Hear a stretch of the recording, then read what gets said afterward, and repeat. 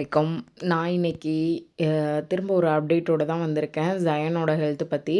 ஜயானுக்கு இப்போ மறுபடியும் ஃபண்டு கொஞ்சம் கலெக்ட் பண்ணுறது கொஞ்சம் ஸ்டாப் ஆகிருக்கு.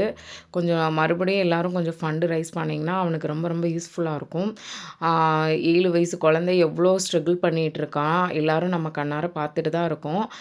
நான் மெயினாக இது அப்டேட் கொடுக்குறது எதுக்காக வந்தேன்னா, இன்றைக்கி கண்டிப்பாக அரஃபா நோன்பு எல்லாருமே ஜயான் குட்டிக்காக கண்டிப்பாக ஒரு 2 ரக்காயத்து தொழுது துவா கேட்டுக்கங்க. ஏன்னா ஒரு 7 வயசு பையனால் எவ்வளோ ஸ்ட்ரகிள் ஃபேஸ் பண்ணிகிட்ருக்கான். இன்ஷா அல்லாஹ் அவங்க ஃபேமிலி எவ்வளோ ஸ்ட்ரகிள் ஃபேஸ் பண்ணிகிட்ருக்காங்க. ஃபண்டு இனிமேல் அவங்களுக்கு ஃபுல்லாக கலெக்ட் ஆகாமல் இருக்கிறனால ஒவ்வொரு நாளும் டிலே ஆகிட்டே இருக்க அவங்களோட நார்மல் லைஃப் இதனால் பாதிக்குது. அது மட்டும் இல்லாமல் அந்த குழந்தையுமே ரொம்ப ரொம்ப சஃபர் ஆகுறான். மென்டலி ஃபிசிக்கலி அந்த ஸ்ட்ரகிள்லாம் அவன் ரொம்ப இது பண்ணிகிட்ருக்கனால தான் நான் இது சொல்கிறேன்.